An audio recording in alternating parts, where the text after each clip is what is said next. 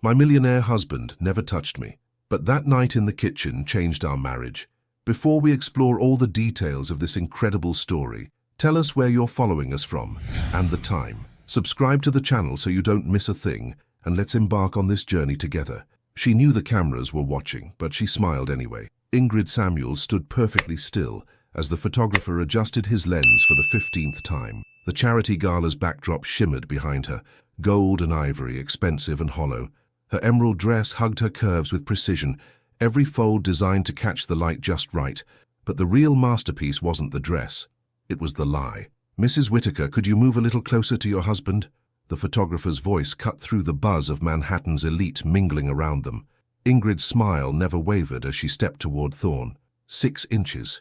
Close enough to look intimate, far enough to avoid actual contact. Thorne Whitaker, 38 and devastatingly handsome in his tailored tuxedo, placed his hand near her waist, hovering just above the fabric. To everyone watching, it looked like a loving touch. Ingrid felt nothing but air. "Perfect," the photographer beamed. "America's power couple at their finest." Power couple. The words tasted like champagne that had gone flat. They'd been married exactly 1 year, 2 months, and 16 days. Ingrid knew because she counted every single one, not out of love, out of survival. Each day was another performance, another scene in the elaborate play their families had written for them. The Samuels family built their fortune in luxury real estate across the East Coast. The Whitakers owned half of Manhattan's financial district. When their children married, it wasn't romance, it was a merger. "Darling," Thorne's voice was smooth, practiced. He leaned down as if whispering something intimate. Instead, he said, "The Hendersons are at 3 o'clock. We should make an appearance." Ingrid tilted her head up toward him, her dark eyes sparkling under the chandeliers. To anyone watching, she looked like a woman hearing sweet nothings from her devoted husband. "Of course," she whispered back, her voice carrying just enough warmth to sell the moment. They moved through the crowd like dancers who had rehearsed their steps 1,000 times. Thorne's hand ghosted along her lower back, never quite touching, always almost there. They exchanged pleasantries with investors, smiled at reporters, and played their parts flawlessly. Mrs. Henderson, dripping in diamonds and gossip, cornered them near the champagne fountain. "You two are simply radiant together," she gushed, her eyes hungry for details. "Marriage suits you both so well. And Ingrid, darling, you're absolutely glowing. Any exciting news we should know about?" The question hung in the air like smoke. Ingrid felt Thorne's entire body tense beside her, though his expression remained perfectly neutral. "We're just enjoying being newlyweds," Ingrid replied smoothly, her media training kicking in. "Taking our time to build something beautiful together." Beautiful. Another word that tasted like lies. Mrs. Henderson's eyes gleamed. "Well, when the time comes, your children will be absolutely gorgeous. Look at you two like something out of a magazine." Thorne's jaw tightened almost imperceptibly. Only Ingrid noticed because she'd learned to read the subtle signs of his discomfort. The way his breathing changed, the slight stiffening of his shoulders, the way he found excuses to step away whenever conversations turned too personal. "Excuse us," Thorne said with practiced charm. "I promised Ingrid a dance." He offered his arm, not his hand, never his hand. They glided onto the dance floor as the orchestra played something slow and romantic. Thorne positioned himself carefully, maintaining the traditional dance hold without their bodies actually touching. His left hand held hers with the lightness of a butterfly landing on a flower. His right hand hovered near her back, close enough to guide her movements, distant enough to maintain the space he seemed to need. They moved together beautifully. From the outside, they looked like lovers lost in each other. From the inside, Ingrid felt like she was dancing with a ghost. "You handled that well," Thorne murmured as they swayed. "I always do." The words came out sharper than she intended. For a moment, something flickered across his face. Surprise, regret. But before she could identify it, his mask slipped back into place. The song ended. They separated with the kind of smile that belonged in magazines. More pictures, more compliments, more lies wrapped in silk and designer labels. By the time they arrived home to their penthouse apartment, Ingrid's feet ached and her cheeks hurt from smiling. She kicked off her heels the moment they crossed the threshold, her 5'7" frame finally relaxing. "Good evening," Thorne said formally, loosening his bow tie. "I'll be in my study if you need anything." If you need anything, as if she were a house guest instead of his wife. "Good night, Thorne." He paused at the foot of the grand staircase, his hand resting on the marble banister. For just a second he looked like he wanted to say something else, but the moment passed, and he disappeared upstairs to his wing of the apartment. Ingrid stood alone in their palatial living room, surrounded by furniture that cost more than most people's cars and artwork that belonged in museums. Everything was perfect. Everything was cold. She walked to the floor-to-ceiling windows that overlooked Central Park. The city sparkled below her like scattered diamonds, beautiful and untouchable, just like her marriage. In the reflection of the glass, she saw herself, still elegant, still poised, but tired in a way that sleep couldn't fix. She was 30 years old, successful, intelligent, and stunning. She had everything a woman was supposed to want. So why did she feel so invisible? The grandfather clock in the corner chimed midnight. Another day of pretending was over. Tomorrow would bring more events, more photos, more perfectly practiced moments of fake intimacy. Ingrid touched her own face, tracing the line of her cheek. When was the last time someone had touched her with genuine affection? When was the last time she'd felt truly seen? She picked up her heels and headed toward her bedroom, the master suite that she occupied alone, while Thorne slept in the guest wing. As she climbed the stairs, she couldn't shake the feeling that she was living someone else's life. But as she reached the top landing, she heard something unexpected, the soft sound of piano music drifting from somewhere downstairs. Ingrid froze, her hand gripping the banister. In all their months of marriage, she had never heard Thorne play piano. She didn't even know they owned one. The melody was hauntingly beautiful, sad and hopeful at the same time. It spoke of longing, of things left unsaid, of hearts that beat in parallel but never quite together. For the first time since their wedding day, Ingrid wondered if her husband might be just as lonely as she was, and that thought changed everything. What would you do if you were married to someone who treated you like a beautiful stranger? Would you stay and fight for love? Or would you walk away from a golden cage? Share your thoughts in the comments below. Have you ever felt invisible in a relationship that looked perfect from the outside? The piano music pulled her down the stairs like an invisible thread. Ingrid moved carefully, her bare feet silent against the cold marble. She'd left her heels upstairs, along with the evening's pretenses. For the first time in months, she wasn't performing for anyone. The melody grew stronger as she descended, achingly beautiful notes that seemed to carry years of unspoken words. She'd never heard Thorne mention music, never seen sheet music in their pristine home, never even noticed a piano among their carefully curated furniture. Yet someone was playing, and playing magnificently. She followed the sound through the main corridor, past the dining room where they ate their silent breakfasts, past the living room where they entertained guests with rehearsed conversations. The music led her to a door she'd never opened, one she'd assumed was another storage closet in their maze of unnecessary rooms. But as she pressed her ear against the dark wood, she realized the sound was coming from beyond this door. Her hand trembled slightly as she turned the handle. The room that opened before her took her breath away. It was a music room, not the sterile, decorator-designed spaces that filled the rest of their home, but something alive and personal. A grand piano dominated the center, its ebony surface worn smooth by countless hours of practice.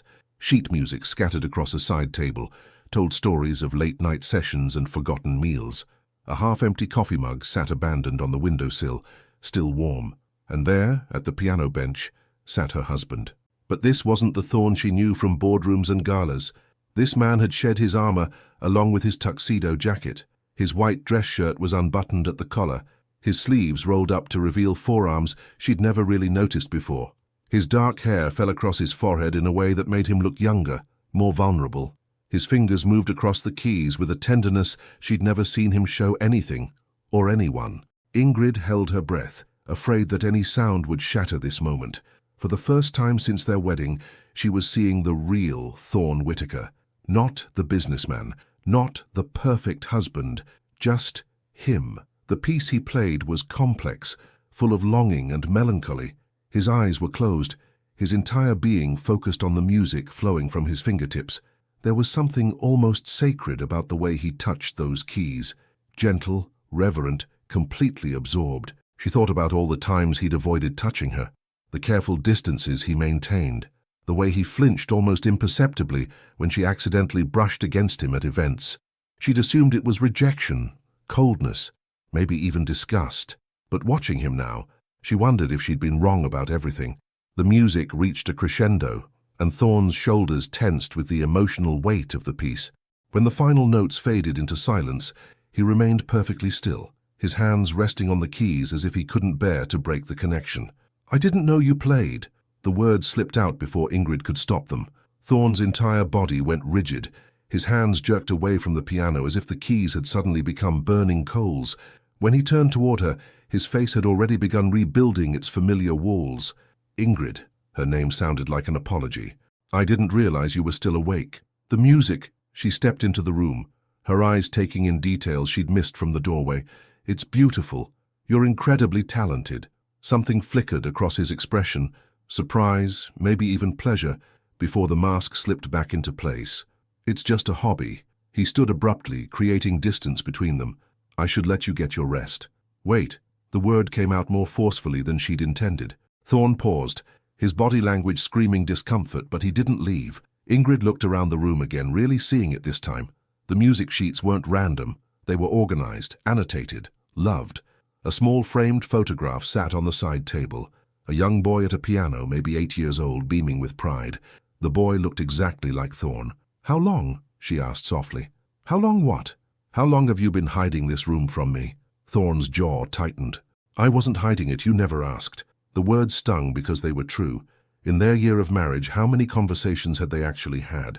How many questions had she asked about his life, his dreams, his fears?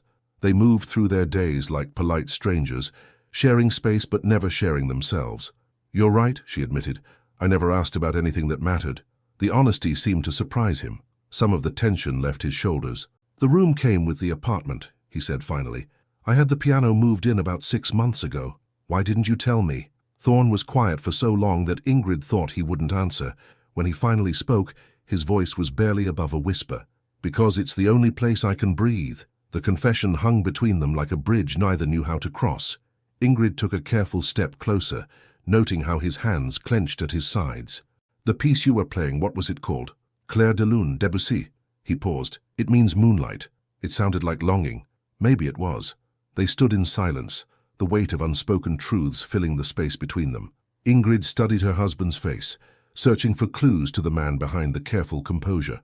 For the first time, she noticed the faint shadows under his eyes, the slight tension around his mouth that spoke of sleepless nights and private struggles.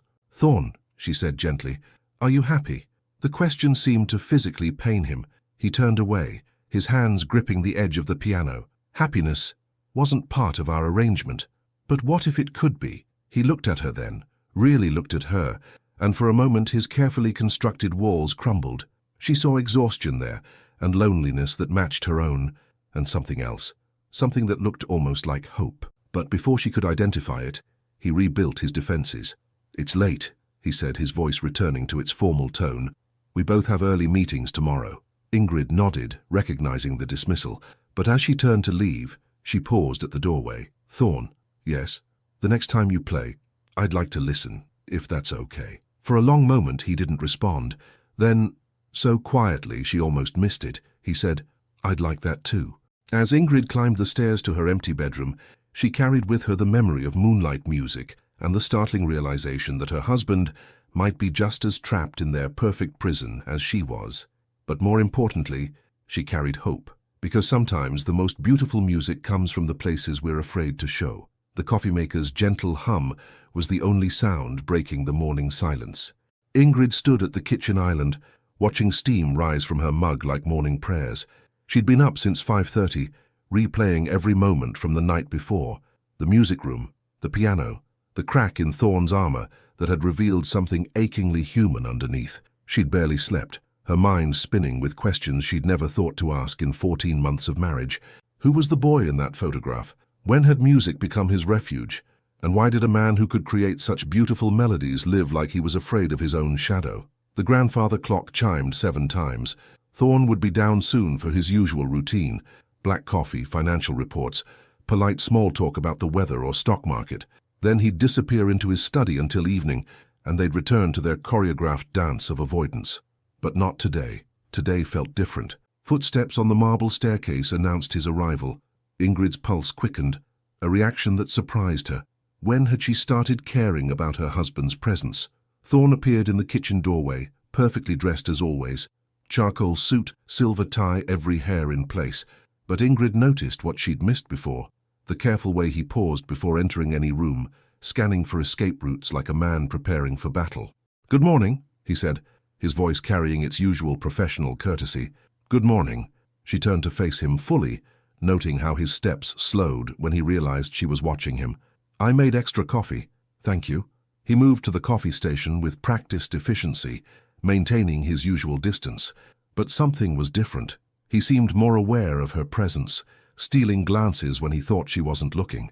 Ingrid made a decision that would have terrified her yesterday. "The music last night," she said softly. "How long have you been playing?" Thorne's hand stilled on the coffee pot handle. For a moment she thought he would retreat behind his usual wall of polite deflection. Instead, he surprised her. "Since I was 7. His voice was carefully neutral, but she caught something underneath, a tremor of vulnerability. "My mother insisted on lessons." "The photograph in the music room, that's you, isn't it?" He nodded, pouring his coffee with unnecessary precision.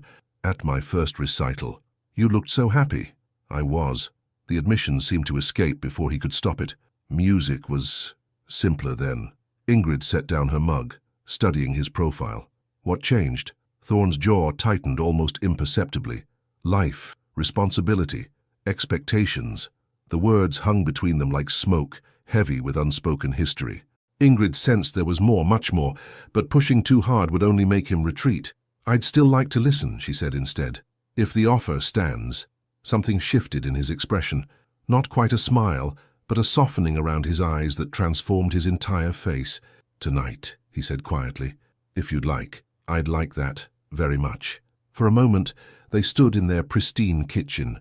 Two people who shared a name and an address, but were just beginning to share something real. The morning light streaming through their floor-to-ceiling windows caught the gold flecks in Thorne's dark eyes, and Ingrid realized she'd never really looked at him before. Not like this. The spell broke when Thorne's phone buzzed against the marble counter. Business, always business. He glanced at the screen and his expression shifted back to professional mode. "I have a conference call in 10 minutes. "Of course." Ingrid tried to keep the disappointment from her voice. "Will you be home for dinner?" "I should be, around 7. He paused at the kitchen entrance, his back to her. "Ingrid?" "Yes?" "Thank you for listening last night."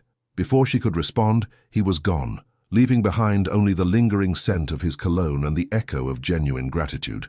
Ingrid finished her coffee alone, but for the first time in months, alone didn't feel lonely.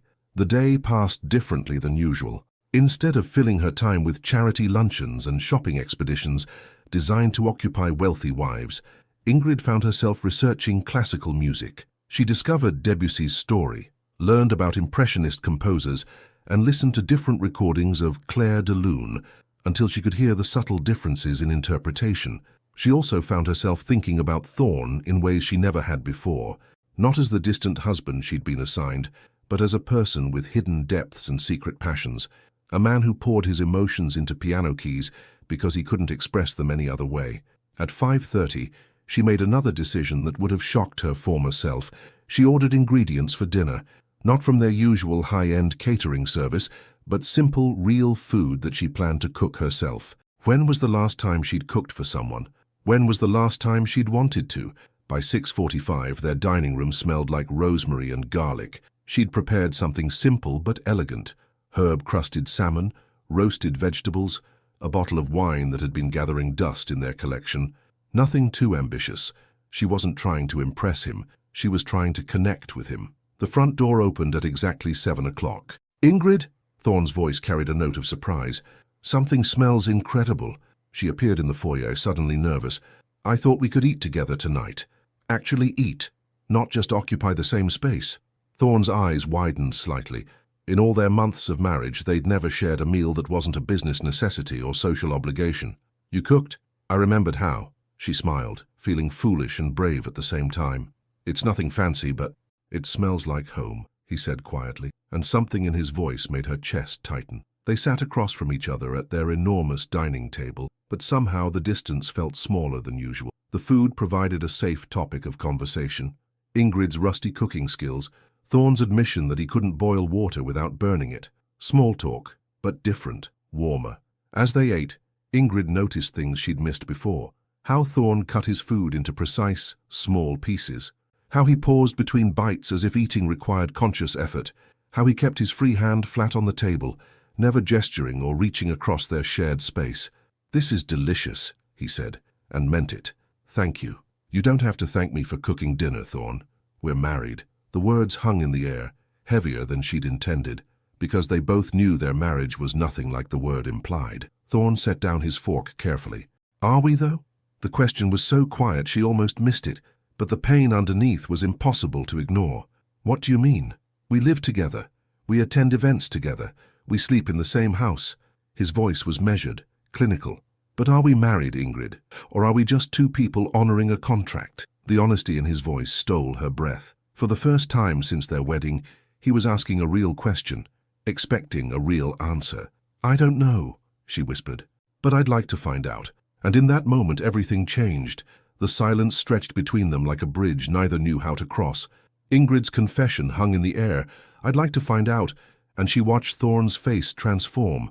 For a moment, his carefully constructed mask slipped completely, revealing something raw and hopeful and terrified all at once. Then, like a man remembering he was standing too close to a cliff, he pulled back. "Ingrid." He pushed his chair away from the table, creating physical distance to match the emotional space he was rebuilding. "We should be realistic about what this is." "What this is?" She leaned forward, refusing to let him retreat completely. "What is this, Thorn? Because I've been trying to figure it out for over a year and I'm tired of pretending I have the answers." He stood abruptly, moving to the windows that overlooked Central Park. His reflection in the glass looked like a man trapped between two worlds, the one he'd built to protect himself and the one she was offering him. "Our families had expectations," he said finally. "Two successful dynasties joining forces, stability, respectability, a partnership that made sense on paper. And what about us? What about what we want?" "What we want?" Thorn's laugh was bitter. "When did what we want ever matter?" Ingrid rose from her chair, her heart pounding with an unfamiliar courage. "It matters now. It matters to me." "Why?" He turned to face her, and she saw something desperate in his eyes. "Why now? What's changed?" "You," she said simply. "Last night I saw you. Not the businessman, not the perfect husband, not the man our families created. I saw you, and I realized I want to know who that person is." Thorn's hands clenched at his sides. "You don't know what you're asking for? Then tell me." "Tell you what?" "Everything." She took a step closer, noting how his breathing changed. "Why you flinch when I accidentally touch you? Why you sleep in a separate wing? Why you look at me sometimes like you're afraid I might disappear, and other times like you wish I would?" The words hit him like physical blows. She could see him fighting some internal battle, weighing truths against the safety of silence. "Ingrid, please." His voice cracked slightly. "Some things are better left buried." "Are they? Because this half-life we're living isn't working for either of us." She gestured around their perfect dining room, their perfect home, their perfect lie. "Look at us, Thorn. We're two people drowning in the same house, too proud to reach for each other." He was quiet for so long she thought he wouldn't respond. When he finally spoke, his voice was barely above a whisper. "I never wanted to hurt you." "But you are hurting me." The admission escaped before she could soften it. "Every day you're hurting me. Not with cruelty, but with distance. Not with anger, but with indifference." "It's not indifference." The words burst out of him like a confession. "God, Ingrid, it's not indifference." "Then what is it?" Thorn closed his eyes, his entire body trembling with the effort of holding something back. When he opened them again, she saw years of carefully hidden pain. "It's self-preservation." The honesty in those words broke something open in her chest. She took another step closer, close enough to see the gold flecks in his dark eyes, close enough to notice the slight tremor in his hands. "From me? From wanting something I can't have? Can't or won't? Can't." His voice was firm, final. "There are things about me, complications you don't understand, things that make a real marriage impossible." Ingrid studied his face, seeing past the words to the fear underneath. "Try me." "No." He moved away from her again, putting the dining table between them like a barrier. "Some risks are too great." "For whom? For me? Or for you?" The question seemed to shatter something in him. He gripped the edge of the table, his knuckles white with tension. "For both of us," he said finally. "Some walls exist for good reasons, Ingrid. Some distances are necessary." "Says who?" "Says experience. Says logic." Says every therapist who's ever told me that I'm not built for the kind of intimacy most people take for granted. The admission slipped out before he could stop it, and Ingrid felt pieces of a puzzle she didn't know she was solving suddenly click into place. The careful distances, the formal interactions, the way he seemed to hold his breath whenever she was near. Therapists, she repeated softly. How many therapists, Thorn? He realized his mistake immediately. The mask came slamming back down, but it was too late. She'd seen behind it. It doesn't matter. It matters to me. She moved around the table, and he backed away instinctively. How long have you been carrying this alone? Ingrid, please, let it go. No. Her voice was stronger now, filled with a determination that surprised them both. I'm done letting things go. I'm done pretending this is normal. I'm done living like a stranger in my own marriage. This isn't your problem to solve. Maybe not, but you're my husband and your pain is my pain whether you admit it or not. Thorn stared at her as if she'd spoken in a foreign language. You don't understand what you're saying. Then help me understand. I can't. Can't or won't. Both. He moved toward the door, retreating from her and from the conversation that was spiraling beyond his control. I need some air. Running away again? The words stopped him cold. He turned back to her, his expression wounded. I'm not running, I'm protecting you. From what? From me, from disappointment, from a marriage that will never be what you deserve. What I deserve? Ingrid's voice rose with frustration. What I deserve is a husband who talks to me. What I deserve is honesty. What I deserve is a chance to make my own choices about what risks I'm willing to take. Thorn stood frozen in the doorway, torn between flight and the woman who was demanding he stay and fight. You think you want the truth, he said quietly, but the truth changes everything. Once you know, you can't unknow. Once you see, you can't unsee. Maybe I don't want to unknow. Maybe I'm tired of seeing only what you let me see. They stared at each other across the elegant dining room. Two people standing at the edge of a precipice, neither was sure they were brave enough to jump from. Finally, Thorn spoke, his voice heavy with resignation and something that might have been hope. Give me time to find the words. How much time? I don't know. Years of silence aren't easily broken. Ingrid nodded, understanding that this was the most he could offer right now. I'll wait, but not forever, Thorn. We can't live like this forever. I know, he whispered. I know. And as he disappeared into the night, Ingrid realized that sometimes the bravest thing you can do is wait for someone to find the courage to let you love them. 3 days passed in careful silence. Ingrid found herself living in the spaces between conversations, watching Thorn like someone studying a puzzle with half the pieces missing. He kept his promise about finding words, but the search seemed to be tearing him apart from the inside. She saw it in the way he stood at the kitchen window each morning, coffee growing cold in his hands as he stared at nothing. She heard it in the piano music that drifted from his hidden room late at night, beautiful, tortured melodies that spoke of battles being fought in the darkness. On Wednesday evening, she made a decision that would have terrified her a week ago. She started writing letters to herself. Dear Ingrid, today I realized I don't know my own husband's favorite color. We've been married for over a year, and I couldn't tell you if he prefers coffee or tea, if he's a morning person, if he has nightmares. I know his net worth, his business schedule, his clothing size for formal events, but I don't know if he's ever been in love. Have I? I thought love was supposed to feel like fireworks and racing hearts and sleepless nights filled with longing, but maybe love is quieter than that. Maybe love is wanting to understand someone's silence as much as their words. Maybe love is being willing to wait in the darkness until someone finds the courage to turn on the light. I think I might love him, the real him, not the version our families created, and that terrifies me more than living as strangers forever. She sealed the letter in an envelope and placed it in her nightstand drawer, next to her grandmother's pearls and a bottle of perfume she'd never worn. Something about putting her thoughts on paper made them feel more real, more dangerous. Thursday brought an unexpected moment of connection. Ingrid was in the library, a room they'd furnished but never used, when Thorn appeared in the doorway. He looked like a man gathering courage for battle. May I? He gestured toward the chair across from her reading nook. Of course. He sat carefully, maintaining his usual distance but making an effort to be present. Ingrid closed her book, a biography of Clara Schumann she'd picked up after their conversation about music, and waited. I've been thinking about what you said, he began, about deserving honesty. Her heart began to race, but she kept her expression calm. And there are things about me that aren't typical. He chose each word carefully, like someone walking through a minefield. Conditions that make normal relationships challenging. Define normal. The question seemed to surprise him. Physical intimacy, casual touch, the things most married couples take for granted. Why? Thorne's hands gripped the arms of his chair. When I was 15, I had what doctors call a neurological episode, a reaction to stress that manifested in unusual ways. Hypersensitivity to touch, sound, crowded spaces. It took years of therapy to learn coping mechanisms. Ingrid absorbed this carefully, understanding that each word was costing him something. And now I function well in controlled environments. Business meetings, formal events, situations where the rules are clear and the physical contact is minimal.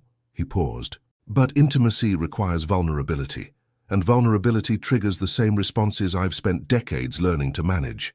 So, when you avoid touching me, I'm not rejecting you. I'm protecting both of us from the panic attacks that follow when my nervous system becomes overwhelmed. The confession hung between them like a bridge made of glass, beautiful and fragile and requiring careful navigation. Thank you, Ingrid said softly, for trusting me with that. There's more. His voice was barely audible. But that's all I can manage today.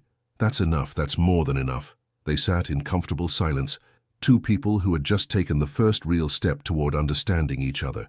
When Thorne finally stood to leave, he paused at her chair. Ingrid? Yes? What you're reading? Clara Schumann. She was married to a composer. Robert Schumann. I know.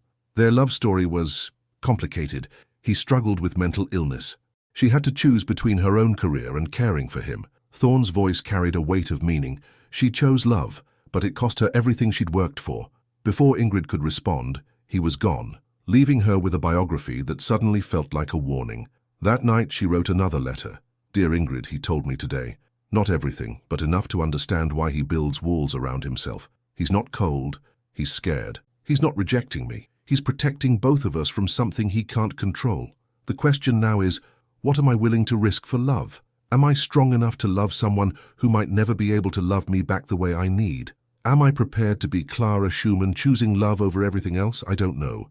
But I know I'm tired of living half a life with half a marriage to half a person. I want all of him. The brilliant businessman, the secret musician, the broken boy who learned to fear his own nervous system. I want his panic attacks and his coping mechanisms and his late-night piano sessions. I want his truth, even if it's ugly, especially if it's ugly. Because perfect love isn't about perfect people. It's about imperfect people choosing each other anyway. Friday evening brought the sound she'd been waiting for. Piano music drifting from his hidden room. This time she didn't hesitate. She walked directly to the music room and knocked softly on the open door. You said I could listen, she reminded him. Thorne looked up from the keys, his face unguarded in the lamplight. I did. May I come in? He nodded, though she could see the effort it cost him. Ingrid entered slowly, choosing a chair near the window, close enough to hear every note, far enough away to give him space. What would you like to hear? He asked. Whatever you need to play. Thorne's fingers found the keys, and the room filled with something she'd never heard before. Not a classical piece, but an improvisation that seemed to pour directly from his soul. It was beautiful and broken and hopeful all at once, like a conversation between his head and his heart. As the music swirled around them, Ingrid closed her eyes and let herself really listen. Not just to the notes, but to the story they told. A story of loneliness and longing, of walls built for protection and the desperate desire for someone to see past them. When the last note faded, they sat in perfect silence. That was beautiful, she whispered. That was goodbye, he said quietly. Goodbye to what? To the hope that this could work. And with those words, Ingrid realized that sometimes the most dangerous moment in any relationship isn't when someone stops fighting for it. It's when they're about to give up. No. The word escaped Ingrid's lips before she could stop it, cutting through the silence like a blade. Thorne's hands stilled on the piano keys. Ingrid, no, she repeated, standing from her chair with a determination that surprised them both. You don't get to make that decision for me. You don't understand what you're saying, don't I? She moved closer, noting how his shoulders tensed with each step. You think I'm some fragile flower who can't handle your truth. You think I'm so weak that knowing about your condition will send me running. It's not about weakness. Thorne's voice was strained. It's about reality, about what I can and can't offer you, what you can't offer me. Ingrid stopped just out of arm's reach, close enough to see the pain etched in every line of his face. "Thorn, look at me. Really look at me." He lifted his eyes reluctantly, and she saw the war being fought behind them. "For over a year I've lived in this beautiful prison we call a marriage. I've smiled for cameras, played the perfect wife, attended 1,000 events where we performed intimacy without ever actually touching. I've been dying by degrees, and you know what the worst part was? Ingrid, please. The worst part was thinking you didn't want me, thinking I was so fundamentally unlovable that my own husband couldn't bear to be near me." Her voice cracked, but she pushed forward. "Now you're telling me it was never about me at all, that you were protecting me from something I never asked to be protected from." Thorn stood abruptly, putting the piano bench between them. "You don't know what you're asking for? Then show me." "Show you what? What happens when your control slips? What happens during a panic attack? What happens when someone tries to love you the way you're afraid of being loved?" The suggestion terrified him. She could see it in the way his breathing changed, the way his hands trembled slightly. "That's not fair to either of us. Neither is this half-life we're living." Ingrid's voice softened, but her resolve remained firm. "Thorn, I've been writing letters to myself, trying to understand what I want, what I'm willing to fight for. Letters about you, about us, about the choice I have to make." She took a breath that felt like diving off a cliff. "I choose you, not the perfect version our families wanted, not the businessman who never makes mistakes. I choose the man who plays piano at midnight and builds walls to protect the people he loves. You can't choose what you don't fully understand. Then help me understand. All of it. The panic attacks, the therapy, the years of learning to function in a world that feels too loud, too close, too much." She stepped closer again, and this time he didn't retreat. "Help me understand so I can choose with my eyes wide open." Thorn stared at her for a long moment, searching her face for something, doubt perhaps or fear, that would give him permission to retreat back into his safe distance. Instead, he found unwavering determination.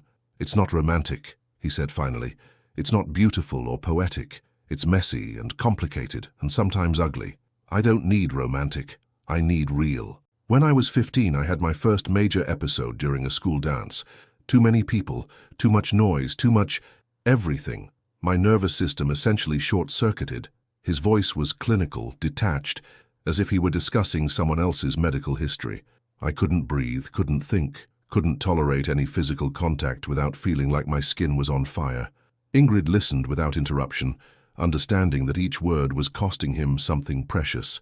The doctors called it sensory processing disorder, with anxiety complications. Years of therapy taught me to manage it, to function in controlled environments. But intimacy, real intimacy, requires letting someone into your personal space, letting them touch you when your defenses are down. And that triggers the episodes? Not always, but often enough that I learned it was safer to avoid the situation entirely. He sat back down at the piano bench, his hands resting on his thighs. "I can handle business handshakes, formal social contact, the kind of touch that has clear boundaries and expectations. But when someone touches me with affection, with desire, with love, what happens?" Thorn was quiet for so long, she thought he wouldn't answer. When he finally spoke, his voice was barely a whisper. "I disappear. My mind goes somewhere else, somewhere safe, and I can't find my way back. Sometimes for minutes, sometimes for hours. I become a shell of a person, present but not really there." The confession hung between them like a fragile glass ornament, beautiful and devastating, and requiring the most careful handling. "How long since your last episode?" 3 months ago. At the Henderson Gala, when you brushed against my arm during the photographs, I managed to hold it together until we got home, then spent the rest of the night locked in my study, trying to remember how to breathe normally. Ingrid remembered that night, how he'd disappeared immediately after they arrived home, how she'd assumed he was avoiding her out of boredom or distaste. The reality was so much more complex, so much more painful. "Why didn't you tell me?" "Because I was ashamed. Because I thought if you knew how broken I was, you'd ask for an annulment." His voice cracked slightly. "Because I was falling in love with you, and I knew love would only make everything worse." The words hit her like lightning, sudden, illuminating, transformative. "You're in love with me?" Thorn looked up at her then, his mask completely gone, his heart written across his face in lines of longing and terror. Desperately, completely, hopelessly, he laughed bitterly. "Which is exactly why this has to end. Love makes the episodes worse, not better. The more I care about you, the more my body rebels against the very thought of letting you close. Ingrid felt tears she didn't know she'd been holding back begin to fall. Not tears of sadness, but of relief, of recognition, of a truth so profound it rearranged everything she thought she knew about their marriage. "You beautiful, impossible man," she whispered. "Don't you see? You're not broken, you're just careful. And maybe careful is exactly what I need." "Ingrid, no, listen to me." She knelt beside the piano bench, close enough to feel his warmth, but careful not to touch him. "I don't need passionate, reckless, overwhelming love. I've had that and it burned out like a match. What I need is someone who sees love as something precious enough to protect. Someone who understands that intimacy isn't about taking what you want. It's about offering what you can." Thorne stared at her as if she were speaking in a foreign language. "You're saying you'd be content with a marriage where physical intimacy might always be complicated, where I might never be able to love you the way other husbands love their wives. I'm saying I'd rather have your complicated love than anyone else's simple love. I'm saying maybe we can figure out our own way of being intimate. Maybe love isn't about following everyone else's rules." For the first time since she'd known him, Thorne reached out and touched her face, just his fingertips against her cheek, light as butterfly wings and twice as precious. "You might be the bravest person I've ever met," he whispered, "or the most foolish, maybe both." And as his fingers traced the line of her jaw with infinite gentleness, Ingrid realized that sometimes the most profound intimacy comes not from what two people take from each other, but from what they're willing to give. The morning after truth has a different quality of light. Ingrid woke to the sound of coffee brewing downstairs, a familiar ritual that somehow felt completely new. Everything looked the same in their pristine bedroom, but she felt fundamentally changed, as if she'd been holding her breath for 14 months and could finally exhale. When she entered the kitchen, Thorne was already there, standing by the window with his usual cup of black coffee. But his posture was different, less rigid, more present. When he turned to greet her, she saw something in his eyes she'd never seen before. Hope. "Good morning," he said softly, and the words carried weight they'd never held before. "Good morning." She moved to the coffee maker, hyper-aware of his presence in a way that felt both thrilling and terrifying. "How did you sleep?" "I didn't." His honesty surprised them both. "I kept thinking about what you said, about choosing complicated love." Ingrid poured her coffee with steady hands, though her heart was racing. "Any regrets? About telling you the truth?" "No." He paused, studying her face. "About what happens next? Everything terrifies me." "Good," she said, surprising him. "Terror means it matters." They stood in their kitchen, the same kitchen where they'd shared countless silent breakfasts, but the space between them felt charged with possibility instead of emptiness. "I want to try something," Ingrid said carefully. "If you're willing." Thorne's entire body tensed. "What kind of something?" "Nothing dramatic, just sitting together, actually together, on the same couch, reading, existing in the same space without the careful choreography." She could see him processing the request, weighing the risk against the potential reward. "What if I have an episode? Then we'll figure it out together." Her voice was calm, certain. "I'm not going anywhere, Thorne. Not because you panic, not because love is harder than we thought it would be. I'm staying." The words seemed to physically impact him. He set down his coffee cup with trembling hands. "You say that now. I'll say it tomorrow too. And next week. And next month." She stepped closer, noting how his breathing changed. "The only way you'll get rid of me is if you ask me to leave. And even then, I might argue." For the first time since she'd known him, Thorne smiled. Not the practiced smile he wore for cameras, but something real and startled and beautiful. "You're serious about this?" "Deadly serious." That afternoon, they attempted their first experiment in intentional proximity.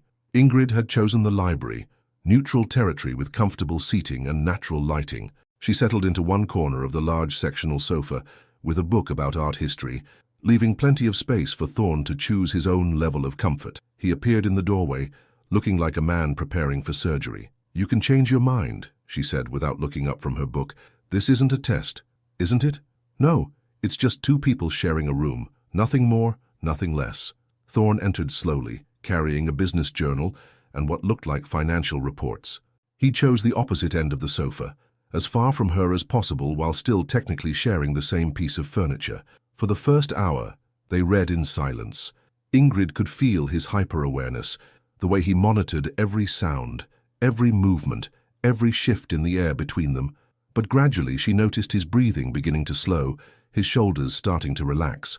"What are you reading?" she asked, during what felt like a safe moment. "Quarterly earnings reports for the telecommunications sector." He glanced at her book. "More interesting than art history, I'm sure." "Are you joking?" The question slipped out before she could stop it, followed immediately by laughter she couldn't contain. The sound seemed to surprise him. "What's funny?" "You. Making actual jokes. I didn't know you had a sense of humor." "I don't, generally.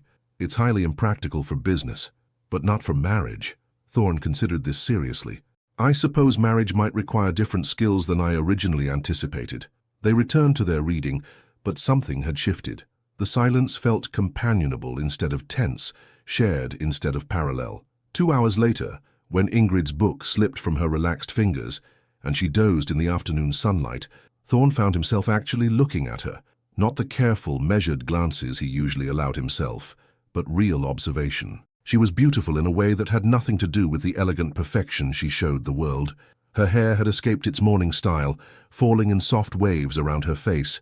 Her mouth was slightly open, her breathing deep and even. She looked peaceful, unguarded, real. Without thinking, he found himself moving closer.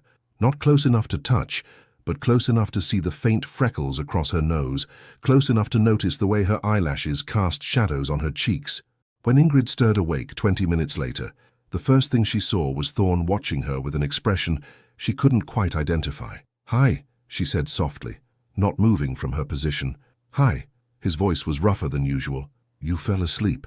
"Sorry, I didn't mean to." "Don't apologize. You looked peaceful." They stared at each other across the small distance that separated them, both aware that something significant had happened. He had chosen to move closer instead of maintaining maximum distance. She had allowed herself to be vulnerable in his presence. "Thorne?" "Yes?" "When you were watching me sleep, how did it feel? Physically, I mean." He was quiet for a long moment, taking inventory of his body, his breathing, his nervous system. "Calm," he said finally, surprise evident in his voice. "For the first time in months, completely calm." "Good," she whispered. "That's very good." That evening they shared another home-cooked meal. This time Thorne helped, not cooking, which he freely admitted was beyond his capabilities, but setting the table, opening wine, asking questions about her day that went beyond polite small talk. "Can I ask you something?" Ingrid said as they finished their dinner. "Anything. The panic attacks, are they always triggered by touch, or are there other things?" Thorne set down his fork, considering how much truth she could handle. "Crowds, unexpected loud noises, being touched without warning, but also," he paused, "emotional vulnerability. The more I care about something, the more my body rebels against the risk of losing it. So falling in love made everything worse. Exponentially worse. The more I wanted to be close to you, the more my nervous system interpreted that desire as a threat." Ingrid absorbed this, understanding the cruel irony of his condition. "What about now, sitting here talking about it? How does this feel?" Thorne took a moment to assess honestly. Terrifying, but also right. Like maybe my body is finally catching up to what my heart has known for months. "Which is?" "That you're safe. That choosing to trust you isn't the same as losing control." After dinner, they returned to the music room. This time, when Thorne sat at the piano, Ingrid chose a chair closer to the bench. Not close enough to crowd him, but close enough to feel truly included in the experience. "Play something happy," she requested. "I don't know much happy music." "Then, play something hopeful." Thorne's fingers found the keys, and the room filled with something she'd never heard from him before. Music that spoke of new beginnings, of walls coming down, of two people learning to breathe in the same space. As the final notes faded, Ingrid realized that happiness wasn't about dramatic gestures or passionate declarations. Sometimes happiness was as simple as sitting close enough to hear someone's breathing, as revolutionary as choosing trust over fear. And sometimes the most beautiful music comes not from perfect technique, but from the courage to play your heart when someone is finally ready to listen. The invitation arrived on a Tuesday morning, cream-colored and elegant, demanding their presence at the annual Pemberton Foundation Gala in 3 days. Ingrid found Thorne in his study, staring at the invitation as if it were a threat instead of a social obligation. "We don't have to go," she said from the doorway. He looked up, surprise flickering across his face. "It's the most important social event of the season. Both our families will expect. I don't care what they expect." She entered the room, noting how his posture had shifted back into defensive mode. 3 days ago you told me the truth about your condition. This is our first real test, isn't it? Thorne's silence was answer enough. The Pemberton Gala was everything their usual events were, but magnified. 500 guests, live orchestra, dancing, photographers, and hours of the kind of social performance that would require them to maintain their facade of perfect intimacy while navigating crowds that could trigger his episodes. We could say you're ill, Ingrid suggested, or that I am. And then what? We hide forever. We never attend another public event because I can't handle being touched by my own wife. The bitterness in his voice caught her off guard. She realized that for all his progress, Thorne was still fighting a war against himself. That's not what I meant, isn't it? He stood abruptly, pacing to the window. You say you accept my limitations, but the reality is that those limitations will define our entire life. No normal social interactions, no spontaneous affection, no— Stop! The command in her voice made him turn. You're spiraling. I'm being realistic. You're panicking. She moved closer, reading the signs she was learning to recognize, the rapid breathing, the clenched hands, the way he seemed to be retreating into himself. Thorne, look at me. He did, and she saw the fear beneath his anger. The gala doesn't matter. The photographers don't matter. What matters is whether you trust me enough to try. Trust you to do what? To be your partner, really your partner. Not just in private moments when it's safe, but in public when it's hard. Thorne stared at her for a long moment, and she could practically see him weighing the risks. What are you suggesting? That we go, together. And if you need space, I'll create it. If you need to leave, we'll leave. If you have an episode— She paused, choosing her words carefully. Then we'll handle it together. You don't understand what you're offering. If I have a panic attack at the Pemberton Gala, it won't be private. There will be witnesses, photographers, gossip that could destroy both our reputations. Then we'll handle that too. The simplicity of her response seemed to shatter something in him. He sat heavily in his desk chair, running his hands through his hair. Why are you willing to risk that? Because hiding isn't living, and I want to live with you, not hide from the world with you. That evening, they began preparing, not just with wardrobe selections and schedule coordination, but with strategy. Tell me what helps, Ingrid said as they sat in the library. During an episode, what brings you back? Thorne looked uncomfortable discussing it, but answered honestly. Breathing exercises, focusing on something specific, counting, naming objects in the room, sometimes music, and space. I need physical space to reset. What makes it worse? Being touched when I'm already overstimulated, crowds pressing too close, loud, unexpected noises. He paused. People trying to help when they don't understand what's happening. Okay, so if we go and you start feeling overwhelmed, you'll signal me. How? Signal you? We need a code. Something subtle that tells me you need space or need to leave. Thorne considered this. I could touch your arm, just briefly. Perfect. And if you touch my arm, I'll create distance between us and other people. If you touch my arm twice, we leave immediately. No questions asked.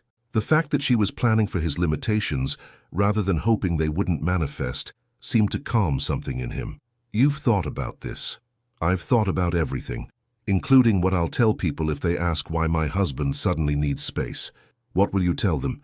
That you're brilliant, successful, and occasionally need a moment to process business calls, or that you have a headache, or that I'm clingy and you're giving me a gentle reminder about personal space.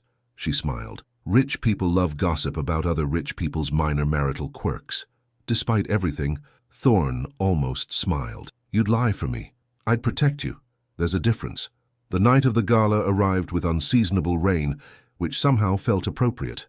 Ingrid had chosen her dress carefully, elegant but not attention-grabbing, with sleeves that would allow her to feel Thorne's signal clearly. She watched him dress with the precision of a soldier preparing for battle, each piece of his formal wear like armor against the world. You look beautiful, he said, as they prepared to leave, and she heard the gratitude beneath the compliment.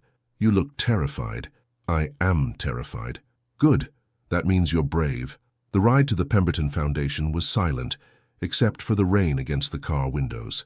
Ingrid could feel Thorne's tension radiating from his side of the back seat, but she didn't try to reassure him with empty words. Instead, she simply sat with him in his fear.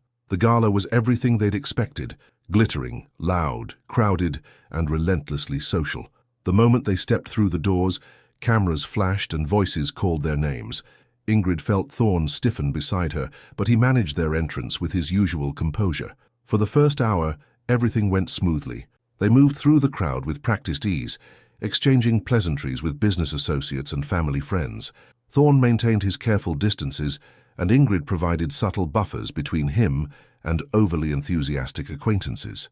Then Mrs. Henderson appeared, as she always did, with her sharp eyes and sharper tongue. "Darling couple," she exclaimed, swooping toward them with arms extended for embraces. "You both look absolutely radiant tonight." Ingrid saw Thorne's face go pale a split second before Mrs. Henderson's arms closed around him in an enthusiastic hug. The reaction was immediate and devastating. Thorne's entire body went rigid, his breathing stopped, and his eyes took on the distant, glassy quality she'd never seen before, but now recognized from his descriptions. He was there, but not there, present, but unreachable. Mrs. Henderson, oblivious to his distress, continued chattering while still holding him. "You must tell me about your plans for the holidays.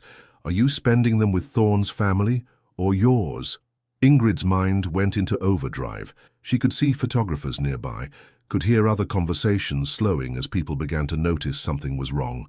In that moment, she made a choice that would define everything that came after. "Mrs. Henderson," she said with perfect social grace, stepping forward and gently but firmly placing her hand on the woman's arm. "I'm so sorry, but Thorne just received an urgent business call before we arrived. Would you mind terribly if I borrowed him for just a moment?" She guided Mrs. Henderson's arms away from Thorne without making it seem like rejection, then smoothly positioned herself between her husband and the rest of the room. "Darling," she said to Thorne, her voice carrying just enough volume for nearby listeners, "didn't you say you needed to return that call about the Tokyo merger?" Thorne's eyes focused on her face, and she saw recognition flicker there. Not full awareness, but enough to follow her lead. "Yes," he managed, his voice carefully controlled. "Excuse us." Ingrid guided him through the crowd toward the exit, smiling and nodding at acquaintances while creating a protective bubble around them both. When someone tried to stop them for conversation, she deflected with perfect politeness and kept moving. They made it to their car just as Thorne's careful control finally cracked. But as she held him in the privacy of their back seat while he remembered how to breathe, Ingrid realized that love isn't about never falling. It's about who catches you when you do. The silence in their car was broken only by the rhythm of rain against windows and Thorne's labored breathing. Ingrid sat perfectly still beside him, her hand resting on the seat between them, close enough to offer comfort, far enough away to give him space. She'd learned that after an episode, touch could feel like fire against his skin, so she waited. "I'm sorry," he whispered finally, his voice raw and broken. "For what? For proving that you were wrong about us. About this." He gestured vaguely between them. "For you said we could handle anything together, and I couldn't even manage a simple social interaction." Ingrid turned to face him fully, her heart breaking at the defeat in his voice. "Thorne, look at me." He lifted his eyes reluctantly, and she saw shame there that cut her deeper than any physical pain ever could. "You didn't fail tonight. The world failed you. Mrs. Henderson failed you by not respecting boundaries. Society failed you by creating situations where people feel entitled to your body without permission." Her voice was fierce, protective. "But you didn't fail me. I had a panic attack in front of 200 people. No, you had a panic attack in front of me, and I handled it. We handled it." Thorne stared at her as if she were speaking in a foreign language. "You're not angry? Embarrassed? Disappointed?" "I'm proud. Proud. You stayed conscious. You followed my lead when I created an exit strategy. You trusted me to get you out safely, instead of trying to fight through it alone." She paused, choosing her words carefully. "That took more courage than most people will ever understand." Something in her voice seemed to reach him through the fog of his self-recrimination. His breathing began to slow, his shoulders starting to unclench. "What happens tomorrow?" he asked quietly. "Tomorrow? When the gossip starts. When people ask questions about why we left early, why I looked—" He struggled for words. "When they realize something's wrong with me." "Nothing's wrong with you," Ingrid said firmly. "You have a neurological condition that you manage beautifully 99% of the time. Tonight was the 1%. Tomorrow we move forward." When they arrived home, Thorne disappeared immediately into his study. Ingrid didn't follow. She understood that he needed time to process, to rebuild the walls that had crumbled in public. Instead, she made tea and waited. An hour later, she found him at his desk, staring at his laptop screen with an expression that made her stomach clench. "What is it?" "The early society blog posts are already up. His voice was carefully neutral, but she could hear the pain underneath. About our mysterious early departure and my concerning behavior. Ingrid moved around the desk to read over his shoulder, noting how he didn't flinch away from her proximity the way he usually did after an episode. The blog posts were everything they'd feared. Speculation about marital problems, business troubles, health issues, photos of them leaving early, captions wondering if Manhattan's golden couple was facing difficulties. "This is exactly what I was afraid of," Thorne said quietly. "No," Ingrid said, surprising him. "This is better than what you were afraid of." "How is this better?" "Because look at these photos." She pointed to the images on the screen. "Really look at them." Thorne studied the pictures, him pale and shaken, her hand protectively on his arm as she guided him away from the crowd. "What am I supposed to see? A woman who loves her husband, a man who trusts his wife, two people taking care of each other." She straightened, decision crystallizing in her mind. "These aren't photos of a marriage in crisis. These are photos of a partnership." Before Thorne could respond, Ingrid was already moving toward the door. "Where are you going?" "To fix this." "Ingrid, wait." But she was already gone, leaving him staring after her with a mixture of confusion and growing alarm. 20 minutes later, Ingrid sat in their library with her laptop open and her phone beside her. She'd made 3 calls, to her publicist, her closest friend who happened to be a lifestyle blogger, and the editor of Manhattan Social, the city's most influential society magazine. Now she was crafting something that would either save their reputation or destroy it completely. When Thorne found her an hour later, she was proofreading what looked like a very official statement. "What did you do?" he asked, though his tone held more curiosity than accusation. "I told the truth. A version of it, anyway." She turned the laptop so he could read her work. A statement from Mrs. Ingrid Whittaker. "My husband and I left last night's Pemberton Foundation gala early due to a medical situation that Thorne has been managing privately for many years. While we typically prefer to keep personal matters private, the speculation surrounding our departure has made a brief clarification necessary. Thorne lives with a neurological condition that occasionally requires him to step away from overwhelming environments. This is not a crisis, not a scandal, and certainly not a reflection of any problems in our marriage. It is simply a reality that we navigate together with grace, understanding, and love. To those who have reached out with concern, we appreciate your care. To those who have chosen to speculate rather than support, we hope you might consider the impact of your words on families dealing with invisible disabilities. We look forward to continuing our work with the various foundations and organizations we support, and we thank you for respecting our privacy as we manage this together. With gratitude, Ingrid Whittaker Thorne read the statement 3 times before speaking. "You're going to publish this?" "I already have. It'll be in tomorrow's Manhattan Social, and my friend is posting a supportive piece on her blog tonight." Ingrid watched his face carefully. "I know I should have asked your permission first, but you're defending me. I'm defending us. To the entire city. To anyone who will listen." Thorne sat heavily in the chair across from her, processing the implications. "You realize this changes everything? Once this is public, there's no going back to pretending everything is normal." "Good," Ingrid said simply. Normal was killing us both. They sat in silence while the weight of her decision settled between them. Finally, Thorne spoke. "What if people don't accept it? What if this makes things worse? Then we'll handle that too, together." She closed the laptop and looked at him directly. "Thorne, I'm tired of living in fear of what people might think. I'm tired of protecting a reputation built on lies. I want to build something real with you, even if it's messy and complicated and sometimes public. You could lose everything. Your social standing, your family's approval, I could lose you," she interrupted, "and that's the only loss I can't survive."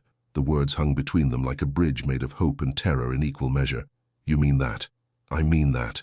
Thorne stood slowly, moving to the window where he could see the city lights spreading below them like a vast constellation of judgment and possibility. "I never asked you to sacrifice anything for me. You didn't have to ask. That's what love is, choosing someone even when it costs you something." When he turned back to her, his face was transformed. The careful mask was gone, replaced by something raw and grateful and achingly vulnerable.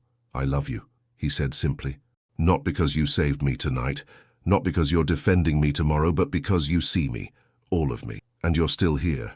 "I love you too," she whispered, panic attacks and all. For the first time since their wedding, they moved toward each other without hesitation.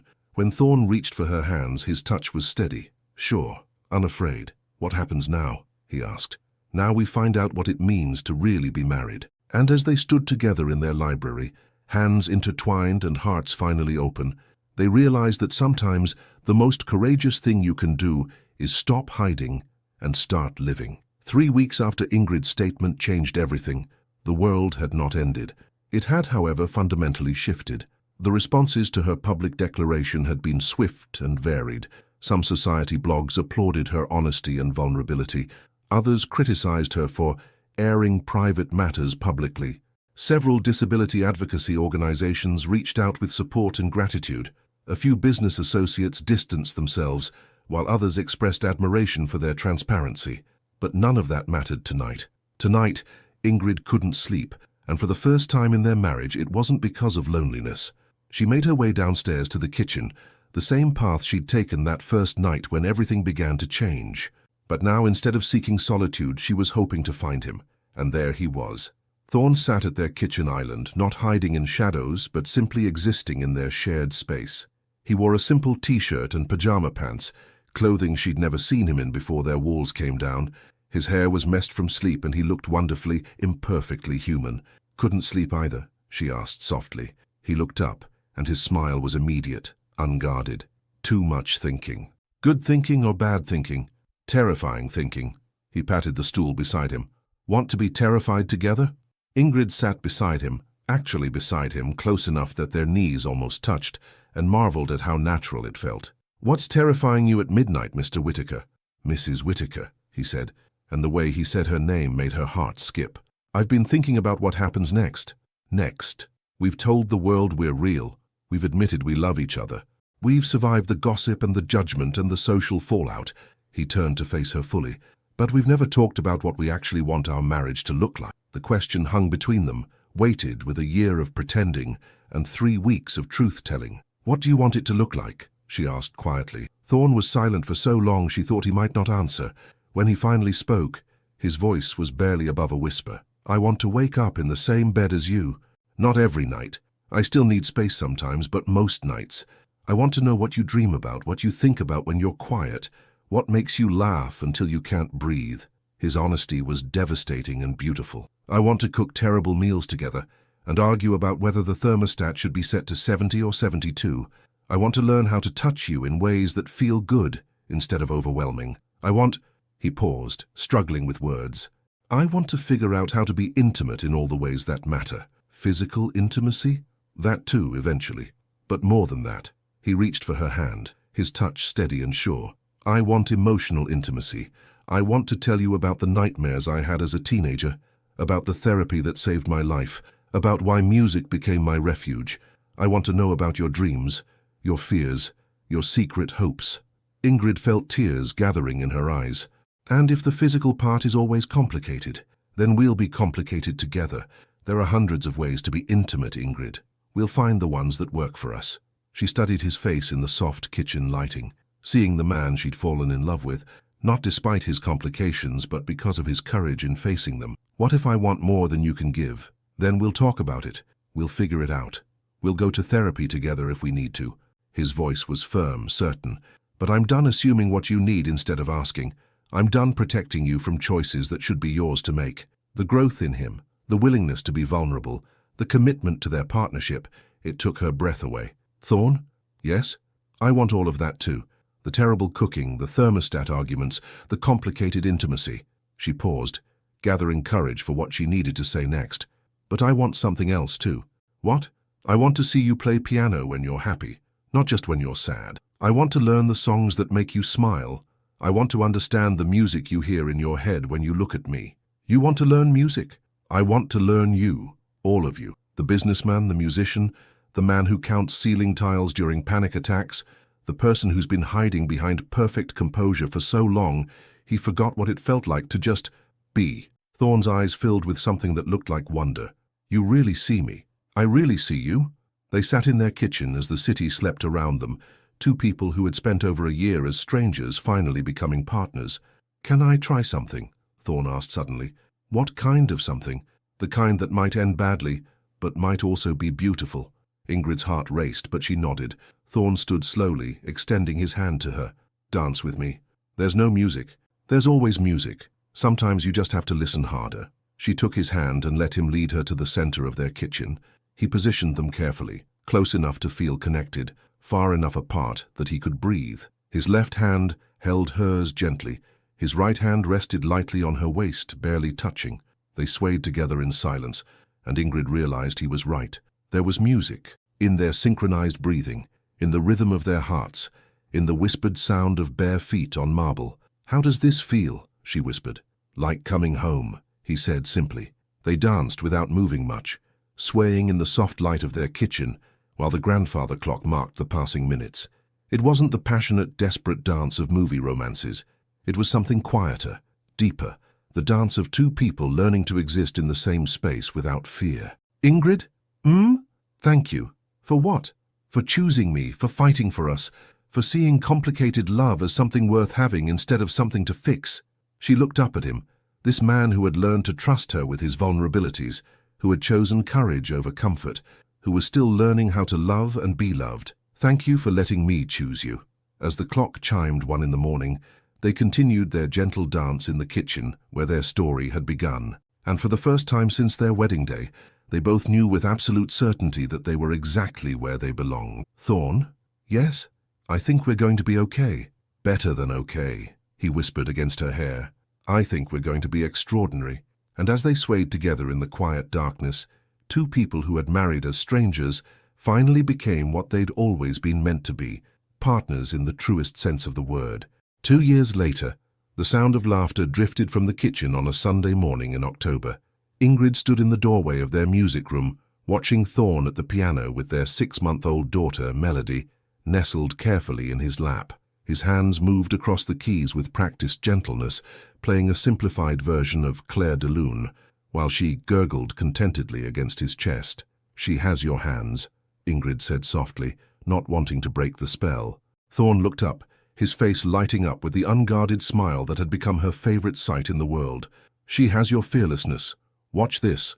He played a sudden, playful chord change, and instead of startling, baby Melody clapped her tiny hands together and laughed, a sound so pure it made Ingrid's heart ache with happiness. "See? No fear of unexpected changes. She gets that from you." Ingrid entered the room and settled into her usual chair, the one she'd chosen that first night, now worn comfortable from 2 years of shared musical evenings. The space that had once been Thorn's hidden refuge had become their family sanctuary. "How are you feeling today?" she asked, the question that had become part of their daily rhythm. "Good.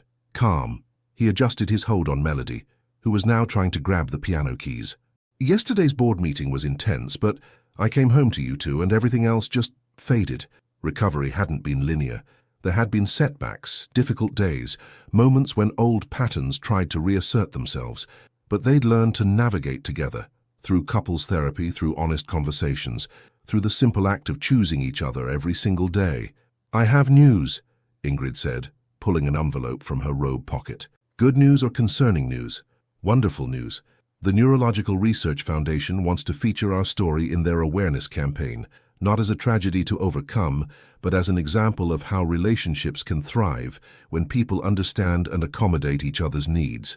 Thorn considered this, his fingers still moving softly across the keys. 2 years ago, the thought of being publicly vulnerable would have terrified him. Now he understood the power of their story. What would it involve? An interview, maybe some photos, nothing invasive. They want to show that love doesn't have to look the same for everyone to be real. "And you want to do it?" "I want to do whatever feels right to you. This is your story too."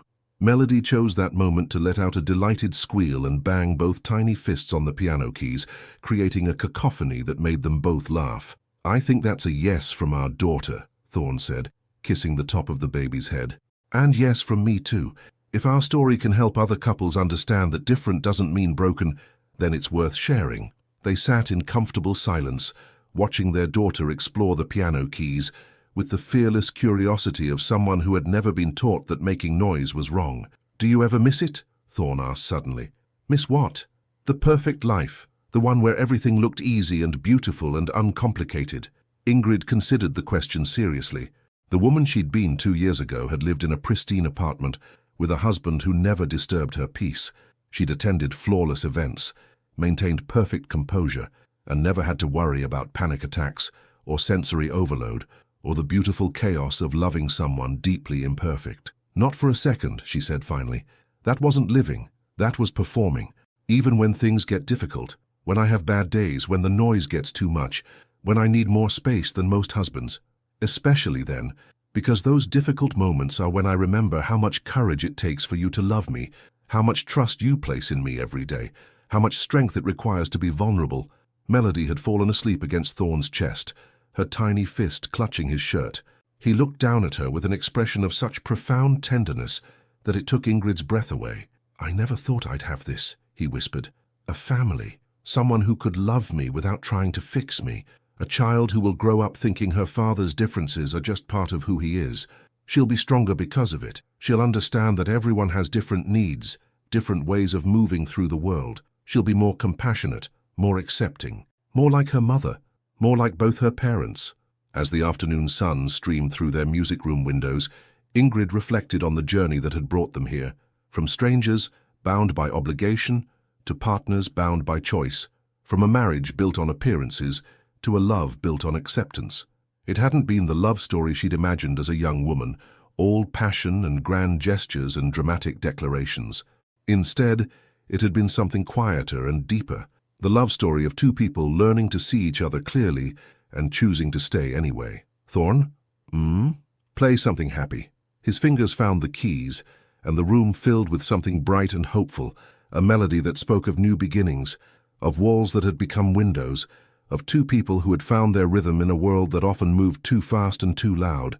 As the music surrounded them, Ingrid closed her eyes and listened to the symphony of their life. Piano notes and baby breathing, the settling sounds of their home, the quiet confidence of two people who had learned that the most beautiful music isn't always the loudest. When she opened her eyes, Thorne was watching her with the same wonder he'd shown that first night in the kitchen when she'd refused to let him say goodbye to hope. I love you, he said simply, the words as natural now as breathing. I love you too, she replied, meaning it more than she had ever meant anything.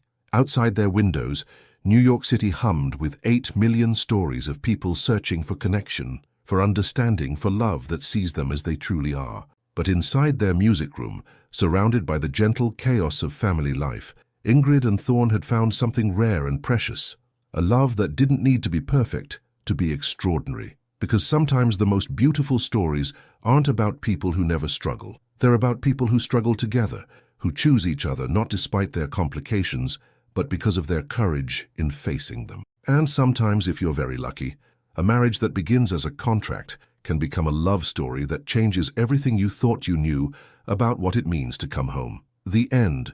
What did you think about Ingrid and Thorne's journey? Have you ever had to redefine what love looks like in your own life? What does it mean to you to truly see and accept someone as they are? Your participation in our channel is very important. Please leave your opinion in the comments. Thank you so much for watching until the end. If you enjoyed this story, don't forget to subscribe to the channel, leave a like, and comment your thoughts. Your participation is very important to us. See you next time.